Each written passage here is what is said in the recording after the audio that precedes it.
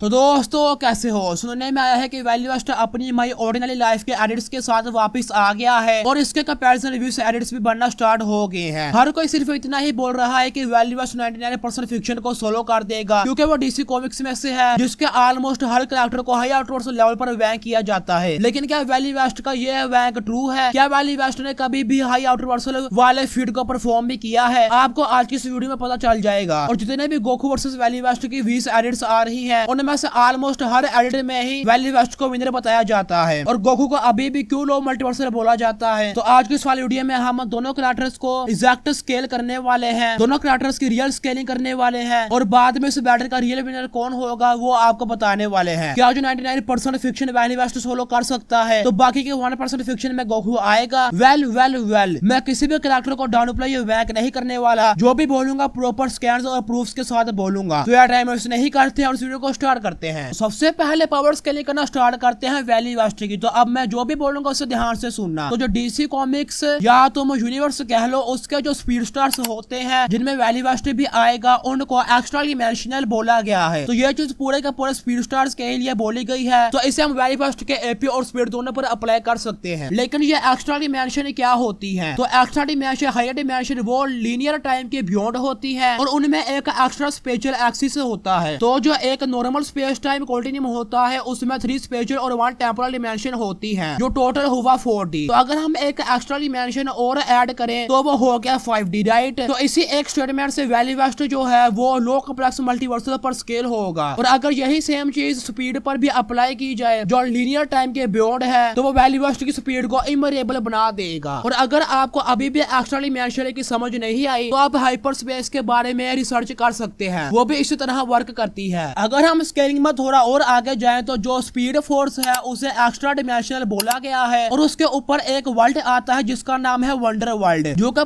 पूरे ओरेफ वर्ल्ड के चारों तरफ स्पीड में घूम रहा है जो पूरे का पूरा टाइम को कंट्रोल कर सकती है, राइट, जो डीसी का है। इसी की वजह से ये टाइम स्ट्रीम के लेवल पर स्केल होगा और जो टाइम स्ट्रीम है वो ब्लीड की तरह या उसके इक्वल ही है और जो ब्लीड है वो पास थ्रू होता है डीसी की 5th डिमेंशन से। इसीलिए हमें सबसे पहले डीसी की 5th डिमेंशन को ही स्केल करना पड़ेगा। तो जो डीसी की 5th डिमेंशन है वो एक हायर मैथमेटिकल डिमेंशन है और हायर मैथमेटिकल का ये मतलब नहीं कि ये मैथमेटिक्स के ही बियॉन्ड होगी, ये सिर्फ हायर मैथमेटिकल है जो लो आउटवर्सल नहीं होगी, जो लेंथ विड्थ डेप्थ और लीनियर टाइम के बियॉन्ड है जो इसे एक 5D रिल्म बनाएगा, राइट। और जो थर्ड डिमेंशनल बीइंग है वो इस रिल्म में 2D नजर आते हैं यानी फिक्शन होते हैं जो इसे रियलिटी फिक्शन ट्रांसेंडेंस भी दे देगा जो क्वालिटी सुपीरियरिटी होती है। तो ब्लीड 5th डिमेंशन से थ्रू होता है तो ये भी 5D हुआ और टाइम स्ट्रीम भी जो ब्लीड के इक्वल है वो भी 5D हुआ जिसका मतलब स्पीड फोर्स भी 5D हुआ। तो दोनों केसेस में वैल्यू वेस्ट 5D यानी लो कॉम्प्लेक्स मल्टीवर्सल पर ही स्केल होगा और स्पीड फोर्स में मूव करने की वजह से इमरेबल स्पीड तो मिल ही जाएगी। तो वैल्यू वेस्ट ने कोई भी आउटवर्सल या हाई आउटवर्सल फीड परफॉर्म नहीं किया, जो कुछ भी परफॉर्म किया वो आपके सामने है। और इवन जो पूरी डीसी कॉस्मोलॉजी है वो भी आउटवर्सल को टच भी नहीं करती जिसे मैंने ऑलरेडी डिबंक कर रखा है, आप एड स्क्रीन वाली वीडियो में देख सकते हैं और इसे और अच्छे से मार्वल वर्सेस डीसी वाली वीडियो में भी डिबंक किया जाएगा। अगर आपको अभी भी यकीन नहीं आ रहा तो जो स्पेयर ऑफ गॉड्स है जिसे डीसी में बहुत ही ज्यादा हायर माना जाता है वो भी प्लेटोनिक है और ये बात खुद बैटमैन ने बोली है और मैं मल्टीपल टाइम्स बोल चुका हूँ कि जो प्लेटोनिक कॉन्सेप्ट्स होते हैं वो आउटवर्सल नहीं होते। अगर तुम कॉन्सेप्ट और टेस्ट और स्मेल को ट्रांसलेट करोगे तो तुम कहाँ पर ही स्केल होगे यार। वैल्यू वेस्ट की जो रियल पावर स्केलिंग है वो मैंने एक्सप्लेन कर दी है। अब गोकू की बारी है। वैसे गोकू तो लो मल्टीवर्सल है, वैल्यू वेस्ट तो सोलो कर देगा। वेल तुम वीडियो देखो तुम्हें पता चल जाएगा। तो गोकू सुपर सैयन गॉड और बीरस की बैटल पूरे यूनिवर्स 7 को डिस्ट्रॉय करने वाली थी और बाद में गोकू ने गॉड काई को अपनी बेस में अब्सॉर्ब भी कर लिया था और ये फिर दोनों ने इक्वल लेवल पर परफॉर्म किया था। बल्कि बीरस के पास गॉड काई कंट्रोल था लेकिन गोकू के पास नहीं था और ये शॉक वेव्स भी नहीं थी जो ये डिस्ट्रॉय करने वाली थी, ये की वेव्स थी क्योंकि ड्रैगन बॉल में हर attack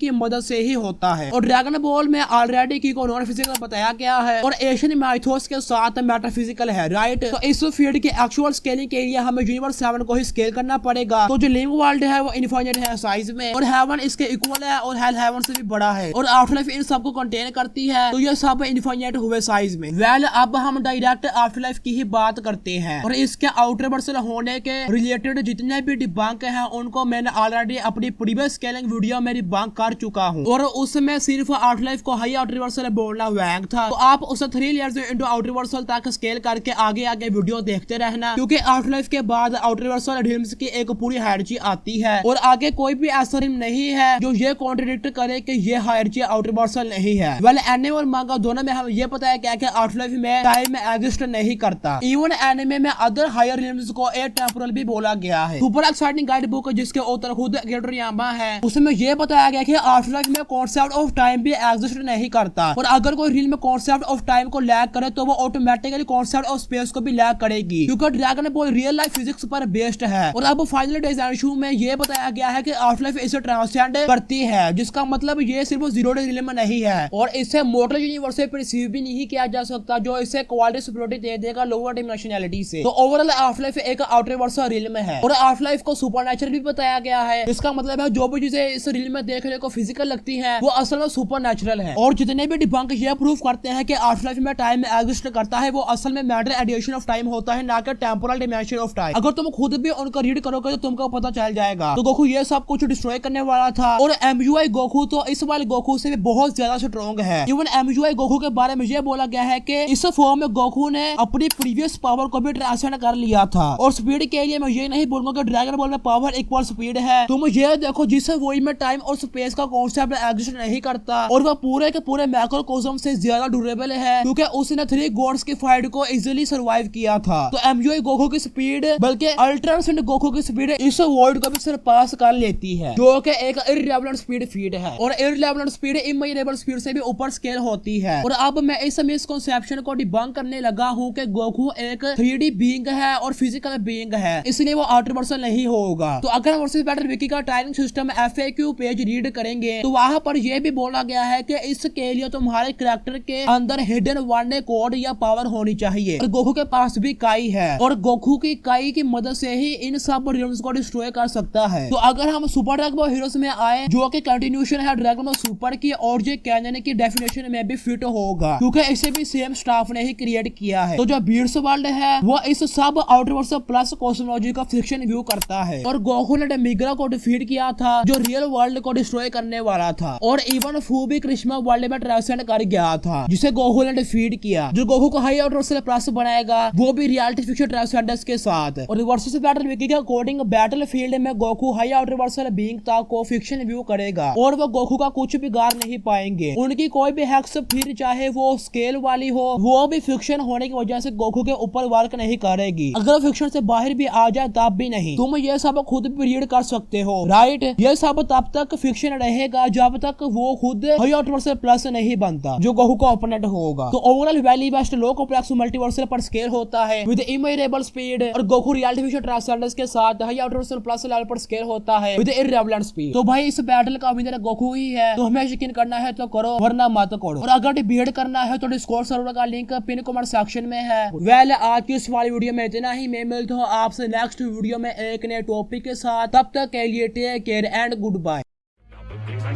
They tell me I'm so humble, I say I'm turning red. They let me lie to them and don't feel like they think it's lit. So much to me, I'm losing touch, get me served on a silver platter, ask for seconds. They tell me I'm a god, I'm lost in no facade, 6 feet off the ground, at all times I think I'm feeling odd.